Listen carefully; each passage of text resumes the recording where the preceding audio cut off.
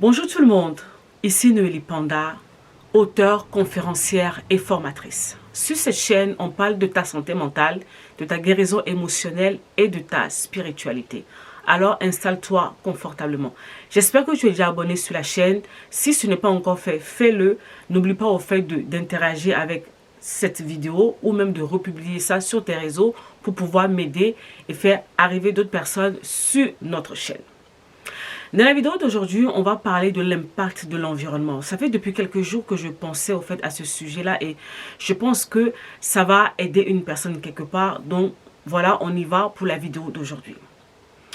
Il y a quelques années, je me suis retrouvée devant un grand défi. En 2019, pour ceux qui sont abonnés à moi depuis plusieurs années, en 2019, j'ai fait ma première conférence au fait dans mon pays, au Togo. Et avant de me lever pour faire cette conférence, souvent, vu que c'est des grandes conférences, il me faut vraiment beaucoup de temps de préparation en fait pour y aller. Et je me rappelle que cette conférence a été particulière. Pourquoi? Parce que je savais que je devais faire cette conférence-là, mais j'avais un problème. Le problème, ce n'était pas les autres. Le problème, ce n'était pas les esprits. Le problème, c'était mon mindset. C'était dans ma tête, au fait. Pourquoi cela?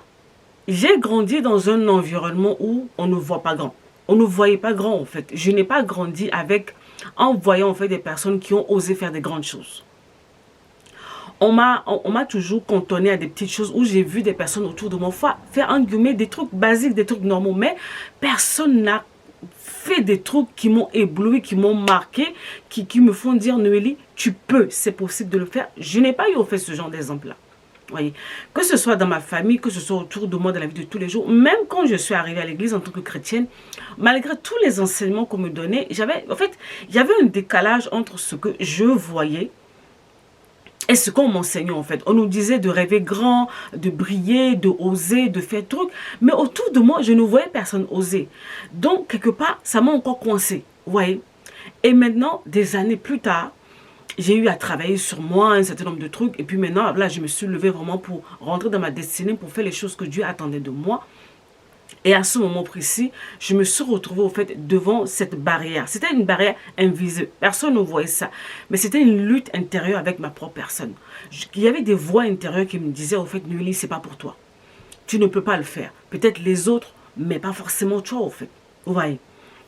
Et c'est dans cette saison-là où j'ai compris la nécessité que, à un moment donné de votre parcours, vous devez shifter au fait d'environnement. Vous devez embrasser d'autres environnements, d'autres personnes. Pourquoi? Imagine que tu as grandi dans une famille où, voilà, c'est seulement travail, maison, des petits trucs, voilà, des trucs basiques de la vie de tous les jours. Personne n'a osé rêver, faire des grands trucs, des grandes choses. Tu as grandi dans ça. Et même depuis que tu étais petit, quand tu parlais de tes rêves, des choses que tu rêves de faire, on te dit, ah, toi aussi, oh, ça, c'est pas pour nous. Ah, c'est trop compliqué. Oh, tu n'y arriveras pas. Peut-être les autres, oui, tu n'as pas ceci, tu n'es pas assez. On t'a inculqué ça déjà. Donc, quelque part, ça te déforme déjà. Tu te dis que bon, en fait, tu ne te sens plus légitime. Tu n'oses même plus rêver, au fait, dans tous les cas, en fait. C'est comme ça que beaucoup de personnes ont fini par abandonner les rêves, les projets, les choses que Dieu a déposées dans leur cœur. Parce que, au fond d'eux, il y a eu une cassure dès le départ, en fait. On est venu étouffer ce qu'ils sont, en fait, à l'intérieur d'eux. Et c'est par qui? C'est par l'environnement. Pas parce que les personnes voulaient mal faire. Mais en fait, ils ont projeté sur nous ce qu'ils sont. C'est pour ça qu'on vous parle de l'impact, au fait, de l'importance des personnes qui t'entourent. Donc, toi qui es en train de me regarder aujourd'hui, pose-toi la question, qu'est-ce que tu as reçu au fait dans ton entourage depuis que tu grandissais? Ces rêves-là, ces choses-là que tu pensais, que tu imaginais faire plus grand, où est-ce que tu en es au fait? Maintenant, je vais aller encore plus loin.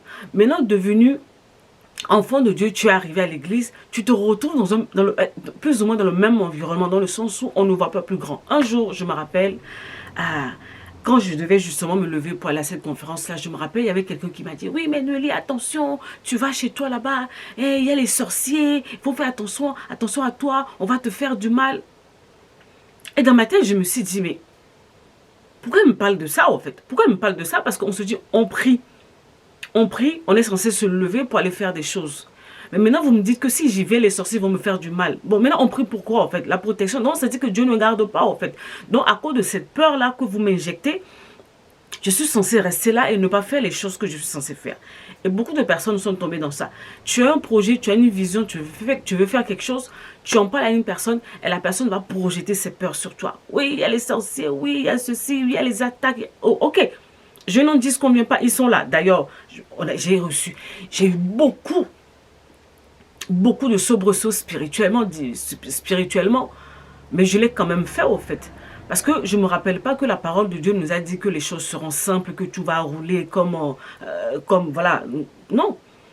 Il a dit, il y a des choses qui viendront, mais nous sommes plus que vainqueurs.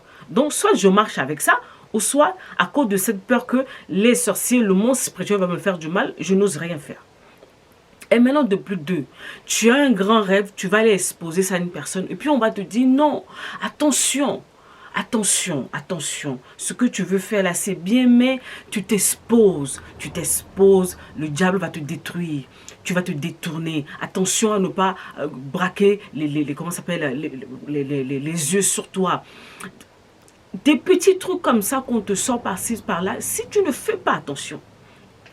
Parce que souvent, ça va venir au fait des personnes que tu as placées en haute estime ou des personnes qui sont des autorités physiques ou spirituelles sur ta tête. Et quand ça va venir d'eux, ça peut casser quelque chose à l'intérieur de toi parce que ces personnes te connaissent. Ils connaissent ton histoire. Ils savent d'où tu viens. Ils savent. Mais quand ils te disent ça, tu vas te dire, ah peut-être c'est vrai, donc il faut que je fasse demi-tour, il faut que je fasse attention. Et c'est comme ça que beaucoup d'entre vous, vous avez étouffé, vous avez éteint les choses que vous êtes censé faire, les choses que Dieu attend de vous. J'ai reçu tout ça. J'ai entendu, j'ai pris note. Mais entre-temps, j'ai compris au fait que les gens projettent sur nous, au fait, leur peur, leurs propres limitations. Et je ne me suis pas arrêtée à ça. J'ai entendu, j'ai fait, voilà, j'ai pris bonne note, polie, respectueuse comme je suis, j'ai pris bonne note, mais je me suis levée, je suis partie faire ce que je devais faire. Et puis après, vous savez ce que j'ai fait? J'ai commencé à changer, à faire attention maintenant à qui je parle de mes projets, de mes visions, en fait. Et à m'entourer des personnes qui voient loin, qui voient grand, qui osent, qui font des choses, des grandes choses. Quand tu vois une personne, imagine, je prends un exemple. Tu rêves de faire des conférences et remplir des grandes salles. Tu vas te mettre avec des personnes qui n'osent même pas faire un rassemblement, même dans sa propre maison. La personne va te communiquer sa peur, au fait. Tu comprends le truc. Alors que si tu t'entoures avec des personnes qui remplissent déjà des stades, ou tu suis des personnes qui remplissent déjà des stades, tu vas te dire, en fait, finalement, ils vont te contaminer par leur foi. Tu vas te dire, c'est possible, en fait. Je peux le faire. Parce qu'ils sont des hommes de la même nature que moi. Donc, si eux, ils ont réussi à le faire, moi aussi, je peux le faire. C'est là où l'entourage est important, déterminant. J'insiste. Ça peut être dans la famille.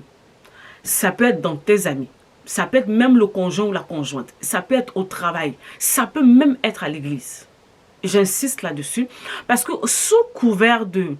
Il ne faut pas trop se faire voir. Il ne faut pas voler la gloire de Dieu. Il ne faut pas faire ceci. Beaucoup d'entre vous, vous avez fait taire les choses que Dieu attend de vous.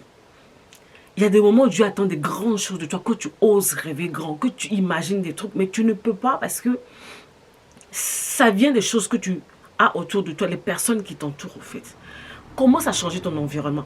Vous savez, il y a des choses que depuis des années que je vois dans mon esprit que je dois faire. Mais je n'avais pas de vis-à-vis, je n'avais pas de modèle. Le moment où j'ai commencé à avoir des modèles sous mes yeux, j'ai vu ces personnes faire des choses, je me suis dit, donc c'est possible. Donc la question n'est plus, est-ce que c'est faisable? Je sais que c'est faisable. Maintenant, ma question est, comment ils ont fait? Vous voyez le challenge maintenant, le challenge change. Avant, je voyais ça impossible. Maintenant, je vois des gens qui le font. Donc, je me dis, c'est possible. Mais comment? C'est le comment maintenant qu'il me faut et que je suis en train de rechercher plus j'avance, au fait. Parce qu'ils m'ont contaminé avec leur foi. En fait, ils me challengent par ce qu'ils font. Voilà les choses que tu es censé, au fait, faire au quotidien. Attention à votre entourage. Attention aux personnes qui vous parlent. Attention à ces personnes qui te donnent des conseils. Par moments, c'est des bons conseils. Ils veulent de ton bien, mais malheureusement, il y a le filtre de leur propre peur, de leur limitation, en fait. Moi, j'ai besoin de voir des personnes qui sont déjà allées au-delà de ce que je veux faire. Je sais ce que je vois dans mon esprit quand j'ai les yeux fermés. Et j'ai besoin des personnes qui ont déjà dépassé ce que moi je vois. Parce que pour moi, je me dis que ce que je vois là, c'est déjà grand. Donc, j'ai besoin des personnes qui ont déjà dépassé ce que moi je vois. Et ils me challengent au quotidien. Je me dis, oui, je peux le faire. Toi qui es en train de m'écouter maintenant, je sais que par moments ça va être difficile. Je ne te dis pas de couper les ponts avec les personnes, de ne plus parler avec eux, de ne plus ceci. Je te dis, préserve tes rêves. Est-ce que tu te rappelles de l'histoire de Joseph? Joseph, il a dormi la nuit, il a fait un rêve. Il a vu le soleil, la lune et les étoiles qui sont prosternées contre lui. Il s'est réveillé le matin, il n'a pas eu le discernement, il est parti parler de son rêve. Au moment où il a parlé de son rêve, voilà comment ces problèmes ont commencé. Quand vous avez des rêves, quand vous avez des choses que Dieu vous montre ou des choses que vous voyez, sachez à qui vous les confiez, à qui voilà, vous déposez ces choses-là. Et surtout, sachez, il faut savoir qui vous prenez comme modèle dans ce que vous faites. Dernièrement, il y a un grand frère qui m'a posé la question. On parlait d'un truc et puis je lui disais, grand frère, moi je veux faire ça. Voilà ce que je vois quand je ferme mes yeux. Il m'a dit, est-ce que tu as un modèle? Et j'ai dit, oui, j'ai un modèle. J'ai un modèle qui est déjà dans le domaine, qui fait déjà ce que je rêve de faire en fait. Il m'a dit, ok, attache-toi à cette personne-là. Donc en fait, sois tellement imprégné de ce qu'elle fait que sa foi te contamine. Et tu cours avec ça en fait. Sélectionnez les personnes qui sont autour de vous. C'est qui le modèle? C'est qui le modèle? C'est qui est cette personne qui fait déjà ce que tu rêves de faire? Attache-toi à cette personne. Les conseils, tu les reçois, analyse. Même la parole de Dieu vous le dit. Ne rejetez pas les prophéties, ne rejetez pas les conseils, mais analysez, examinez les choses. Il y a des choses que tu prendras, il y a des choses que tu vas laisser. C'est comme ça la vie, en fait. Sinon, tu ne feras rien. Vous savez, ces mêmes personnes qui ont projeté leur peur sur moi il y a plus de 5-6 ans, après une conférence, deuxième conférence, d'autres voyages par-ci, par-là, maintenant, ils ne parlent plus. Ils ne parlent plus, en fait. Pourquoi? Ils ont compris que elle, ça y est, elle est dans un autre mood. Elle est autre part, en fait. Donc, attention. Attention, en fait. En fait, tu parles trop. Vous parlez trop de vos projets. On ne parle pas de ces projets, de ces visions à n'importe qui. Pas n'importe qui. Ils vont te tuer. En fait, ils vont te donner une parole, ils vont te donner des conseils qui vont te broyer de l'intérieur. Tu ne pourras plus bouger. Et j'insiste, hein, par moment même, c'est seulement dans l'église là-bas. Donc, si tu ne fais pas le tri, comme disent les Ivoiriens, tu es dans le pain. Et tu ne feras rien, en fait, des choses que Dieu attend de toi, en fait. Et ce sera tellement dommage. Ce sera tellement, tellement dommage. Pensez-y, hein. Si cette vidéo t'a fait du bien, n'hésite pas à me dire ce que tu penses en commentaire, de la republier sur tes réseaux ou de la partager à une personne, en fait, qui entend se poser des vraies questions. On se retrouve bientôt pour une nouvelle vidéo. Sur quoi? Je ne sais pas. Mais en tout cas, aujourd'hui, j'avais vraiment à cœur de partager avec toi, en fait, l'importance de ton entourage. Ça va déterminer jusqu'où, là où tu es capable d'aller dans les choses que Dieu attend de toi. Bye bye.